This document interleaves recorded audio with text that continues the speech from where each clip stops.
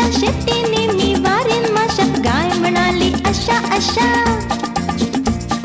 शेतीने मी वारीन माशा, घोडा म्हणाला.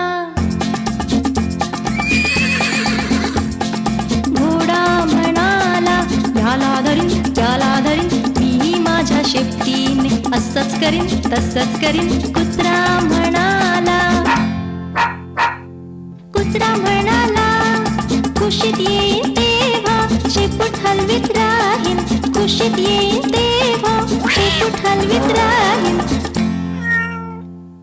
मांजरी म्हणाली.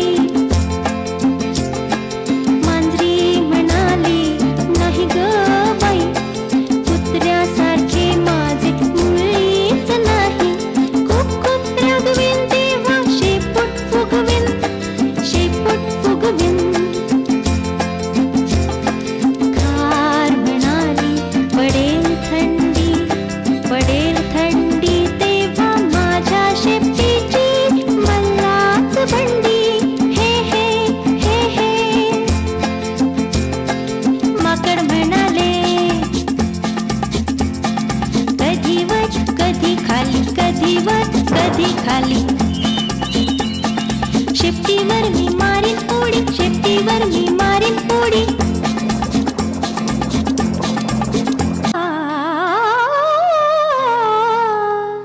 मोर म्हणाला. मोर म्हणाला पीस पीस फुलवून धरीन मी धरीन.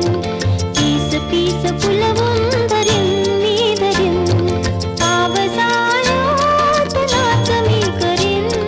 नाच मी करीन.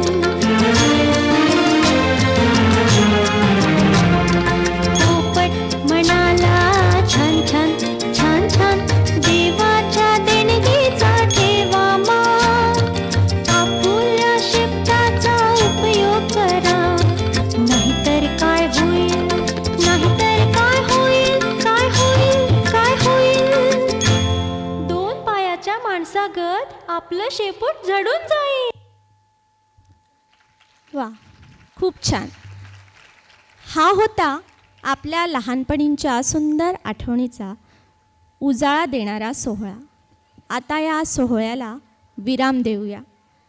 सर्व मुलांचे परत एकदा खूप खूप आभार. आता औपचारिक कार्यक्रम लगेचच सुरू होईल व त्यानंतर रंगारंग भारत हा कार्यक्रम होईल.